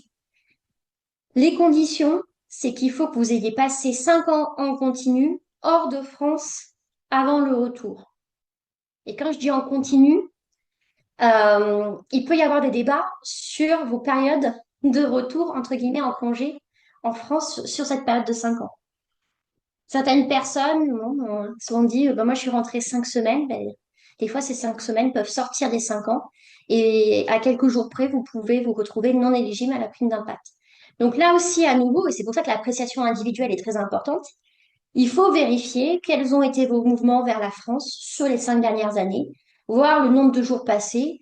Bon, passer de temps en temps 10 jours pour Noël, ça va pas changer la face, entre guillemets, de votre situation. Par contre, les personnes un peu en mode commuting qui rentrent régulièrement et qui passent sur des longues périodes, ça peut changer la situation. Et à ce moment-là, il faut que vous ayez quelqu'un qui vous conseille pour apprécier et pour définir au réel la période que vous avez passée hors de France afin de savoir si vous êtes éligible ou pas à la prime d'impact. Quels sont les avantages? Au final, jusqu'à 30% de votre rémunération peut être exonérée d'impôts, mais uniquement sur la partie excédant la rémunération de référence d'un poste équivalent en France. Et c'est là où bas blesse. Et c'est là où moi, des fois, je vrille complètement quand je lis les messages sur les forums, quand je vois 30% de ta rémunération peut être exonérée. Non, pas stricto sensu. Prenons un exemple. Quelqu'un qui a un poste à 60 000 euros au retour, poste marketing account manager classique. Si la rémunération équivalente au sein de l'organisation pour ce poste et même au sein de l'industrie est à 60K, si on vous offre 60K, vous ne pourrez pas passer 30% en impatriation puisque votre rémunération correspond à la référence d'un poste équivalent en France. Par contre, si vous arrivez à négocier 64 salaires de base et peut-être un petit bonus à 10 ou 15K par rapport à la valeur que vous apportez suite à votre expatriation, ces 10 à 15% seront éligibles à la non-imposition dans la limite qu'ils ne dépassent pas les 30% de la rémunération de référence. Donc c'est là où il y a tout un calcul à réaliser pour savoir si c'est intéressant. Et l'avantage effectivement de la prime d'impact, c'est que vous n'avez pas d'imposition quoi qu'il arrive. Et cet élément, prenons mon exemple, c'était à 10 ou 15 cas, hein, sur les 7 années suivantes, sur ces 10 ou 15 cas, vous n'aurez pas d'imposition tant que vous ne changez pas d'employeur. Donc là, vous avez l'avantage du temps pour pouvoir, entre guillemets, pouvoir investir intelligemment l'impôt que vous auriez payé si vous n'aviez pas eu le régime de impatriation. Par contre, ces 30%, ce montant-là, il est vraiment gelé, c'est-à-dire que si vous avez des augmentations ultérieures, on ne fait pas le calcul. C'est vraiment le montant défini à l'arrivée qui compte et il ne bougera plus pendant toute l'affectation. Si vous avez le régime d'impact et que vous avez en plus un poste qui est toujours exposé à l'international avec des déplacements réguliers à l'étranger, avantage supplémentaire que vous avez comparé aux Français qui n'ont pas bougé, qui n'ont pas le régime d'impatriation, c'est que vous avez une possibilité d'exonération fiscale sur les revenus qui sont liés au jour où vous avez été hors du territoire français pour exercer des missions professionnelles pour cet employeur. Et pour certaines positions, notamment si vous voulez vraiment utiliser le levier de votre expatriation pour avoir un poste retour en France très flagué international, donc peut-être avec des déplacements, ça peut être extrêmement intéressant pour vous d'avoir ce régime d'impatriation parce que bon, bah, à partir d'une semaine par mois réalisée en mission, si cette semaine n'est pas imposable, ça peut faire une sacrée économie d'imposition qui se cumule effectivement avec les 30% dans une certaine limite, qui est une limitation totale à 50%, si je me rappelle bien. Donc là, l'impatriation, si vous êtes éligible et si vous êtes en mesure de pouvoir négocier sur votre valeur pour être au-deçà d'une rémunération d'un poste équivalent en France, c'est tout bénef. Et en plus, c'est sur une longue durée, à condition que vous restez dans l'employeur, avec l'employeur qui vous a recruté au retour. Autre point assez important sur l'éligibilité, donc elle peut aller jusqu'à 8 ans, selon votre situation et le montage contenu. Et elle peut être intégrée dans votre package de rémunération retour, soit comme un élément distinct, c'est-à-dire en général, ils font une sorte de petite prime séparée qu'ils appellent directement prime d'impatriation. Soit elle peut être intégrée dans votre rémunération, mais à ce moment-là, il faut faire tout un tas de papiers pour expliquer à l'administration fiscale française quelle part de votre rémunération est éligible au régime d'impatriation. Et le gros point de vigilance, c'est attention, en cas de changement d'employeur, le bénéfice est perdu. Et c'est là, en fait, où c'est extrêmement important de bien choisir son employeur au retour. Surtout si on arrive à négocier une prime d'impact, parce que si on change d'employeur, le bénéfice est perdu et surtout, en général, les employeurs suivants ne compenseront pas cette perte. Eux, ils vous reprendront sur la base de votre salaire de base brut et game over. La question de timing aussi est extrêmement importante. Il faut anticiper et négocier dès les discussions contractuelles. Alors, négocier, c'est pas forcément dire je veux. Des fois, c'est juste dire je suis éligible au régime d'impatriation, j'en ai entendu parler, je serais curieux de savoir si vous pouvez faire quelque chose. Il faut savoir des fois ajuster un petit peu son discours pour pouvoir obtenir ce qu'on souhaite.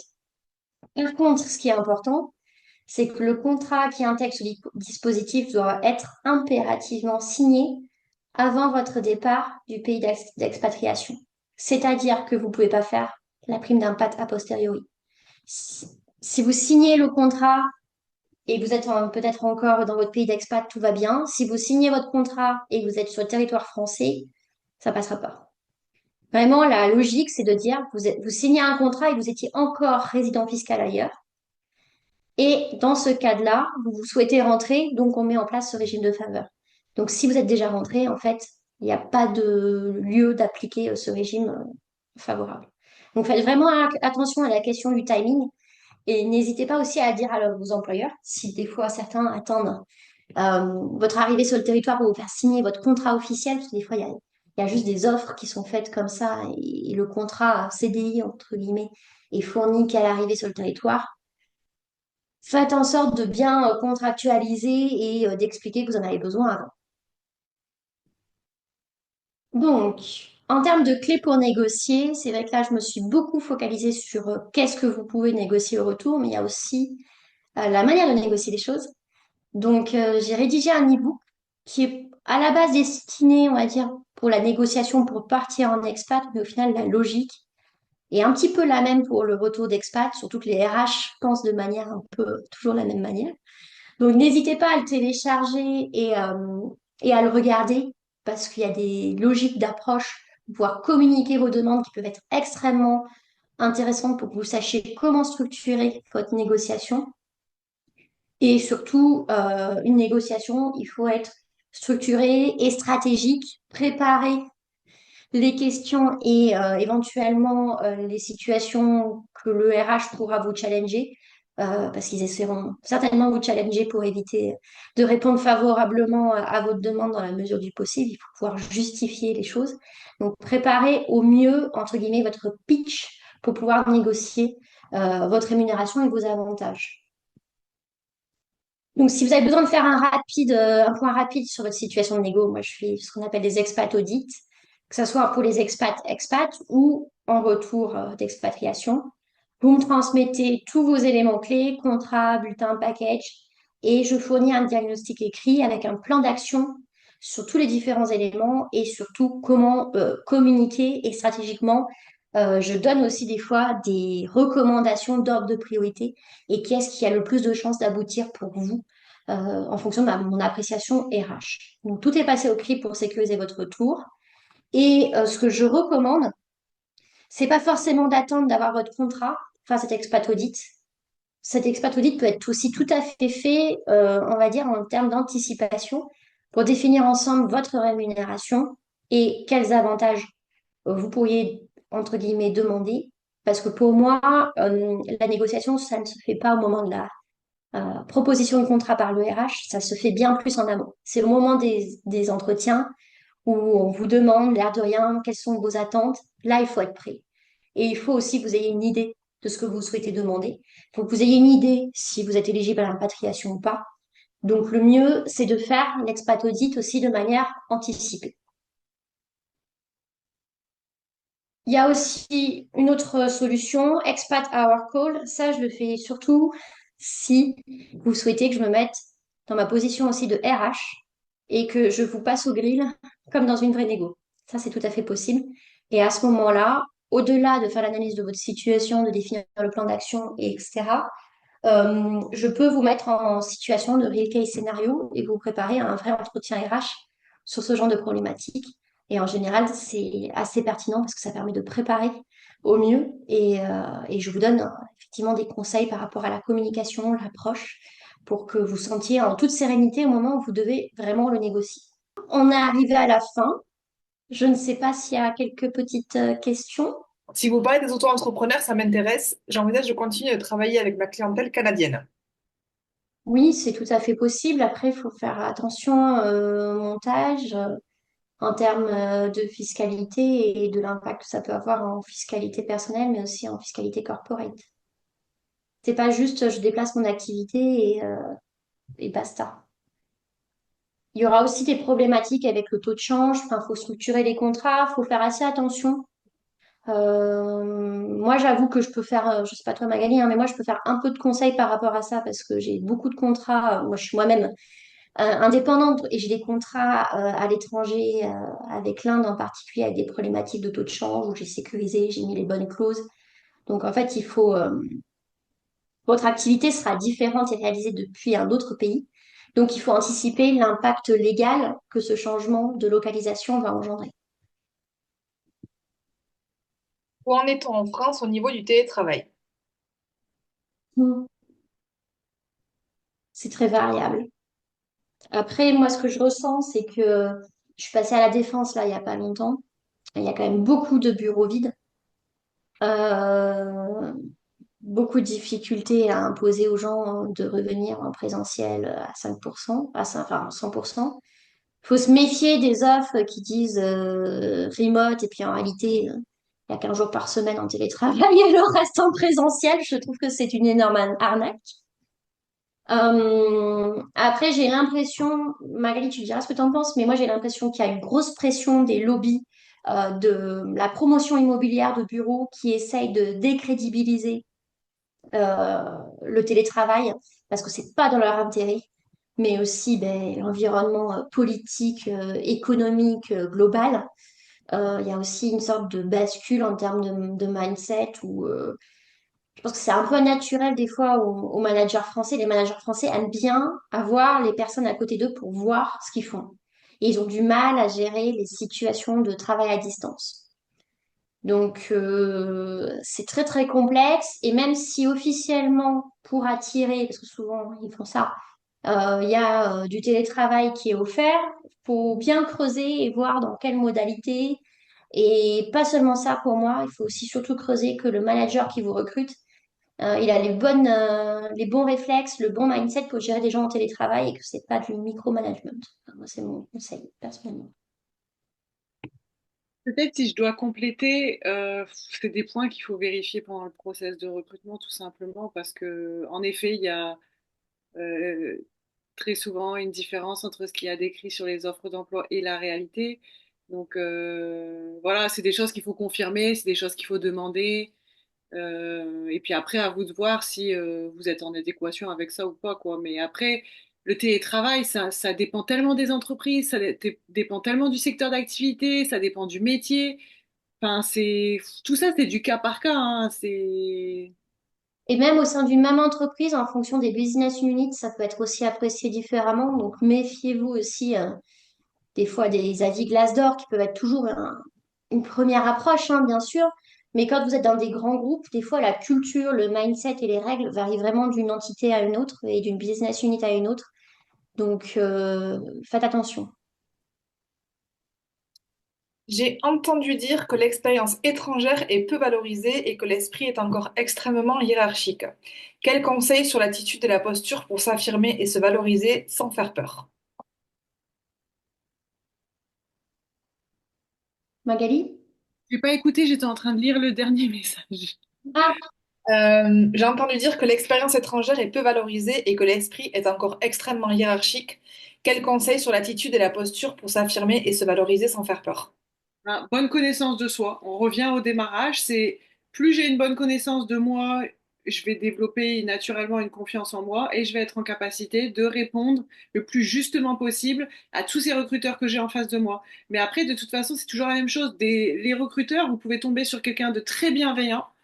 euh, et après, vous tombez sur quelqu'un avec qui ça passe pas. Et c'est humain, ça fait partie du jeu. Enfin, les rencontres, c'est comme ça.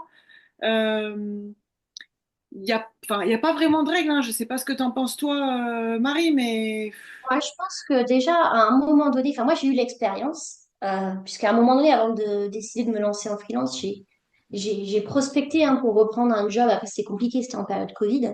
Mais je suis effectivement tombée sur ce genre de recruteur peu bienveillant. Et c'était d'autant plus incompréhensible que vu ma position et mon type d'activité quand même assez international, le fait de ne pas reconnaître on venait me chercher pour un poste chez Tata où j'allais gérer des Indiens. Et le mec était incapable de reconnaître mes 5 ans en Inde comme étant quelque chose quand même d'assez avantageux. Et il m'a challengé aussi sur le fait que justement, en termes de rémunération, j'étais très très haute, entre guillemets. Moi, je préférais pas donner suite. Je suis désolée, à un moment donné, il faut être droit, enfin, il faut avoir le respect de soi-même. Et si à un moment donné, votre expérience n'est pas du tout reconnue, c'est peut-être que vous n'êtes pas au bon endroit. Et il faut vous poser la question, est-ce que vous êtes dans une nécessité absolue d'outrepasser ça parce que vous avez une situation personnelle financière qui vous laisse pas le choix? Ou est-ce que vous avez le choix? Et à ce moment-là, si vous avez le choix, je pense qu'il vaut mieux passer votre route et mettre votre énergie ailleurs. Mais, euh, mais il est vrai qu'il y a quand même globalement certains recruteurs qui ne le reconnaissent pas, et c'est pas forcément qu'une question de personne, des fois c'est juste une question, ils ne réalisent pas, ils n'ont jamais été eux-mêmes à l'international, ils n'ont jamais bougé de leur bulle. C'est vrai que c'est ça le truc avec les Français. Ils sont dans une bulle, dans un prisme qui est conditionnant en termes d'appréciation de beaucoup de choses. Nous, on a vécu à l'étranger, on voit les choses complètement différemment. Et voilà. Donc, je pense que soit il faut se dire, est-ce que je vais faire un effort parce que pour essayer de voir, et donc à ce moment-là, c'est vrai qu'il faut prendre une position un peu plus de retrait et puis être assez raisonné et toujours fonctionner en mode business case, c'est-à-dire je ne vais pas dans l'émotionnel, je vais que dans les faits, qu'est-ce que je peux apporter par rapport à l'expérience que j'ai eue et rester dans les faits. Et c'est très difficile d'aller combattre des faits. Mais après, pour moi, ça serait limite peut-être plutôt un red flag. Si je tombe vraiment sur pas seulement sur un recruteur, même sur des managers qui ont du mal à réaliser l'expérience que vous avez et la valeur ajoutée que vous pouvez apporter. Pour moi, ça veut dire qu'à terme, votre évolution au sein de la société et même votre bien-être et votre reconnaissance seront assez compliquées. Mais à l'inverse, vous pouvez tomber sur des entreprises qui vont adorer votre profil, etc. Donc, ne rentrez pas en France avec l'idée en tête que vous allez être embarré partout, que ça va plaire à personne, parce que du coup, ça fonctionnera pas non plus. Enfin, c'est un gros travail qu'il faut faire sur soi, de se dire, d'enlever toutes ces croyances limitantes que vous avez enfin, ce qui revient souvent, c'est en France, il n'y a pas de travail, en France, les gens sont pas ouverts, en France ceci, en France cela. Mais faites-vous votre propre opinion, testez, lancez votre recherche, et c'est en testant que vous allez être confronté aux différentes situations et vous pouvez vivre des processus de recrutement qui sont super enrichissants, qui vont vous permettre de mieux vous positionner par la suite, d'en apprendre plus sur vous, etc., de mieux rebondir sur les questions qu'on vous pose, etc.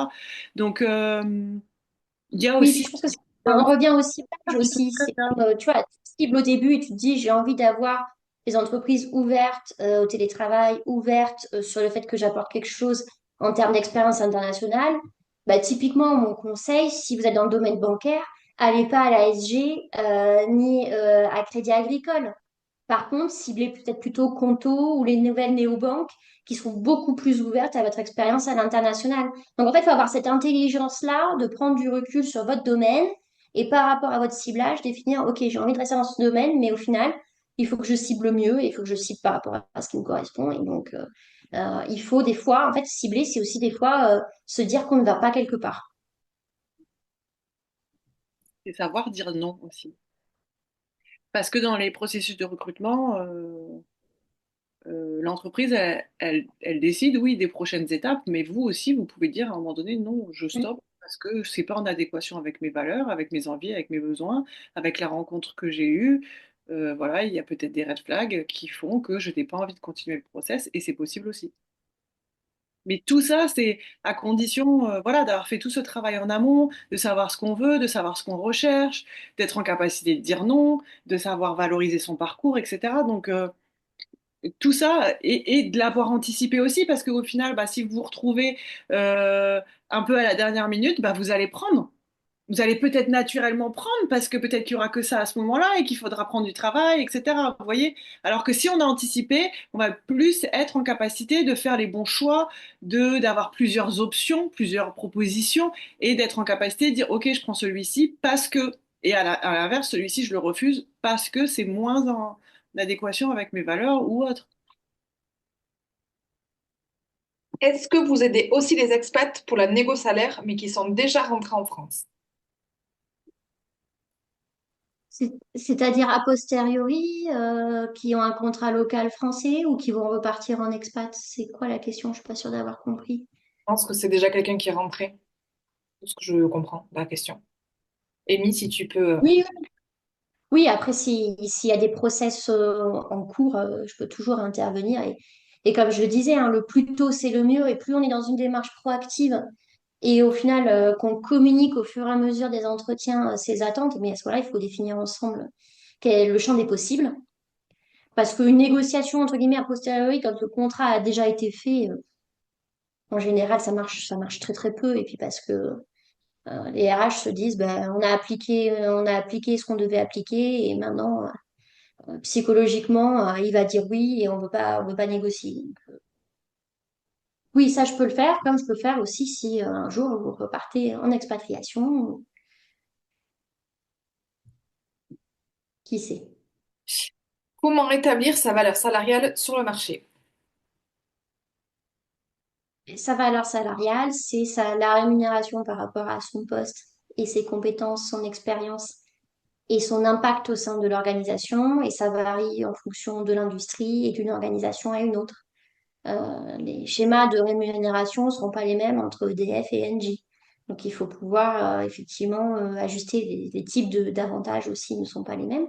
Et c'est là en fait où c'est important d'avoir quand même du conseil de la part de quelqu'un qui est dans le domaine RH et qui est en mesure de pouvoir commencer à faire une préanalyse pour vous permettre de mieux définir votre tranche de rémunération. Et après, le deuxième point, c'est effectivement la valeur de votre expérience internationale qu'on peut rajouter un peu comme un top-up sur vos prétentions salariales. Mais il faut idéalement les ajuster et les aligner avec les besoins de l'entreprise qui va vous recruter et de montrer que vous pouvez créer de la valeur. Et c'est à ce moment-là, une valeur qui se crée, ça a une compensation financière. Est-ce qu'il est possible de trouver en ligne les grilles des prétentions salariales? Si c'était si simple, non. Il y a toujours les trucs un peu glace d'or, etc. Mais moi, c'est un premier indice. Après, en général, enfin, faut le dire, les gens qui sont bien, ils mettent pas leur rémunération chez Glassdoor. C'est que les gens qui sont souvent sur le départ. C'est pour ça aussi qu'il faut, enfin, c'est vrai que ça donne toujours une première image, mais il faut toujours se méfier de ce genre d'avis. Et les grilles de rémunération, c'est des éléments RH ultra confidentiels. Donc Rentre. même moi, par exemple, je peux avoir des grilles par exemple sur des industries que je vais payer très très cher d'ailleurs pour pouvoir y avoir accès. Mais après, je ne peux pas faire de l'individualisation, genre je ne peux pas acheter la grille EDF. Ce n'est pas disponible au jour actuel sur le marché. Et de toute façon aussi, ce qu'il faut que vous réalisiez, c'est que ce genre d'élément, c'est ce qu'on appelle un, j'ai plus le terme en anglais qu'en français, c'est un avantage compétitif. On va pas le mettre dans l'espace public ou le donner aux concurrents, cet avantage compétitif de savoir comment les grilles de rémunération sont structurées. Donc faites attention à ce que vous trouvez. Vous aurez peut-être deux ou trois personnes pour un poste équivalent qui vous diront leur rémunération, mais leur rémunération dépend de leur profil, de leur expérience, de leur niveau d'études, de leur impact sur la société, de leur performance, et donc ce n'est pas forcément le bon chiffre à prendre en compte. Rentrer en France, mais continuer à travailler en tant qu'employé en télétravail pour la même entreprise de l'étranger. Dans mon cas, Europe, Allemagne. Où sont les limites légales du contrat? Alors déjà, ben, si ton employeur n'a pas donné, enfin, il faut d'abord que ton employeur soit au courant, qu'il donne son accord et le changement de lieu de localisation. Il faut pas oublier une chose, en droit, le principe, c'est on applique le droit du lieu où on est présent physiquement. Et c'est pas parce qu'on est en télétravail qu'on reste forcément sous la législation allemande pour la sécurité sociale, pour l'imposition et pour tout le reste. Donc, par défaut, il faut que vous partiez du postulat que vous bougez en termes de résidence en France. Ça peut avoir des impacts, il faut les checker. Ça peut avoir un surcoût et c'est peut-être un surcoût que votre employeur ne voudra pas supporter. Autre difficulté dans les situations de télétravail comme ça à l'international, c'est que par votre seule présence en France, l'État français, en termes de droit des sociétés, peut considérer que vous constituez un établissement stable qui fait du business en France, dans le sens qui ramène des revenus. Et donc, ça peut générer de l'imposition en droit des sociétés pour votre employeur allemand en France, juste par votre présence à travailler depuis votre petit bureau avec votre PC et à être connecté 8 heures par jour. Et ça, c'est un risque que des fois certains employeurs ne veulent pas prendre, d'autant plus que ça peut générer un surcoût en termes d'imposition assez significatif et aussi beaucoup de formalités à faire. Donc moi, la première chose que je ferais, c'est déjà d'obtenir l'accord de l'employeur et d'identifier l'impact. Si vous faites ça dans le dos de l'employeur, quand vous serez repéré, les frais liés à tout ça vous seront certainement rechargés. Du fait que vous n'avez pas été... En plus, il y a un problème de loyauté, de transparence vis-à-vis de votre employeur si vous ne l'avez pas informé. Donc, faire attention de manière absolue, c'est pas garanti. Après, il y a des schémas spécifiques en sécurité sociale qui sont assez intéressants et qui peuvent peser dans la balance favorablement pour vous pour le faire.